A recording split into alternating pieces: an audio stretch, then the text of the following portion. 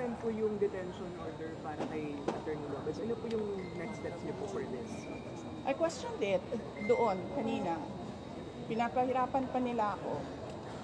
Ano sinabi nila? Dinetain nila yung tao dahil sa due process. Dahil, ano ba yung sinabi niya? Walang due process ang pagpapatanggal kay Gloria Mercado at iba pang officials ng Department of Education. Anong sinabi ko kanina? The position of a USEC and ASEC is a position of trust and confidence by the appointing authority. Ngayon, ang appointing authority ng USEC at ASEC ng DepEd is the President of the Republic of the Philippines. Dapat tinatanong ng House of Representatives bakit tinanggap ni Pangulong Marcos ang resignation ng mga USEC at ASEC na yon sa Department of Education. Last question. Bakit nila pinipinalize si Yusek Lopez? Hindi ba dapat ang pinipinalize nila ang appointing authority?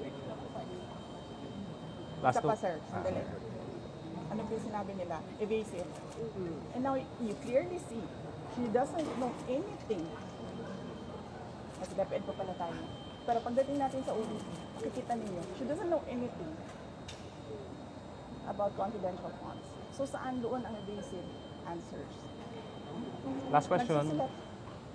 Nagsusulat, penalize nila si Yusek Lopez for writing a letter to the Commission on Audit on the position of the Office of the Vice President regarding the release of documents regarding confidential funds.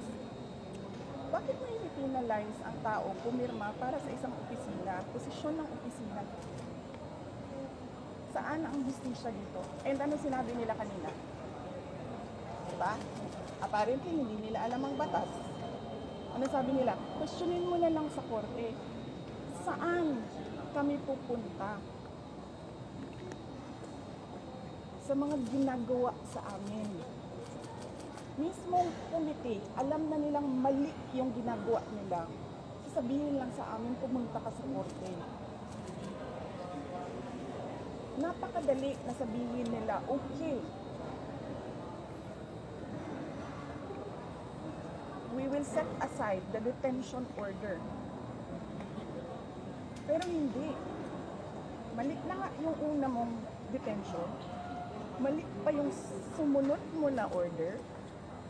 And then sasabihin mo sa tao na nakakulong, hindi makalabas. Lahat, kahit ako, hindi ako makalabas basta-basta. Dalhin mo yan sa korte. Tama ba yun?